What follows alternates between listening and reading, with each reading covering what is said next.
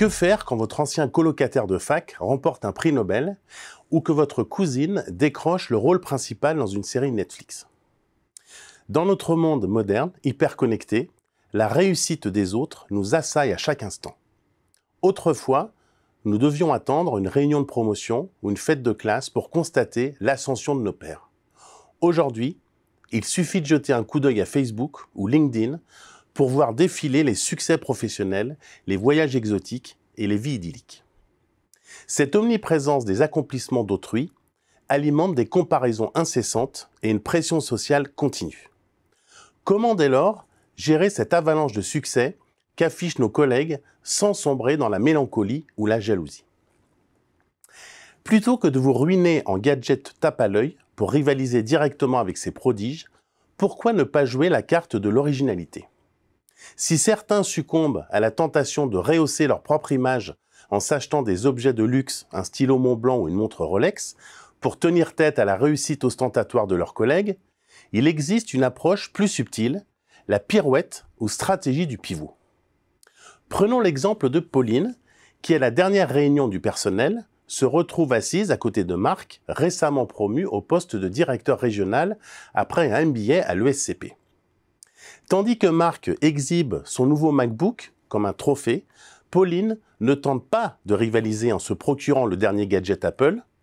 Au lieu de cela, elle utilise son temps de parole pour parler du projet de bénévolat qu'elle mène en dehors du travail, réhabilitant des écoles dans des quartiers défavorisés. Cette pirouette astucieuse lui permet non seulement de briller dans un domaine où Marc est absent, mais aussi de renforcer son image de leader engagé, un atout précieux aux yeux des RH.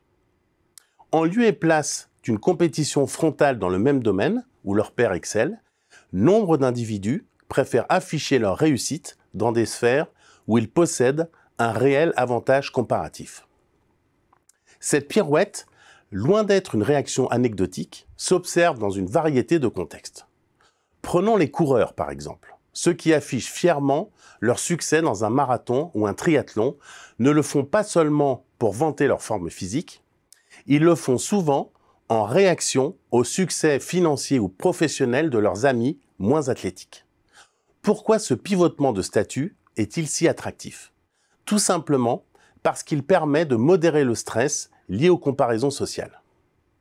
Lorsqu'un parent, par exemple, se sent dépassé par ses collègues plus performants au travail, il trouve souvent un certain réconfort à montrer ses succès en tant que parent. Exposer ses réussites dans des domaines alternatifs apaise les douleurs des comparaisons directes en offrant une perspective plus équilibrée de sa propre valeur. Ce phénomène de pivotement reflète notre capacité à jongler entre divers aspects de notre identité et démontre une flexibilité adaptative face aux pressions de notre environnement. C'est pourquoi cette plasticité peut, à terme, s'avérer bénéfique en nous aidant à développer une image de nous-mêmes moins centrée sur une seule dimension de réussite. En nous soustrayant aux comparaisons sociales, cette stratégie du pivot nous permet de tirer fierté de nos diverses compétences et réalisations dans un monde constamment tourné vers la performance.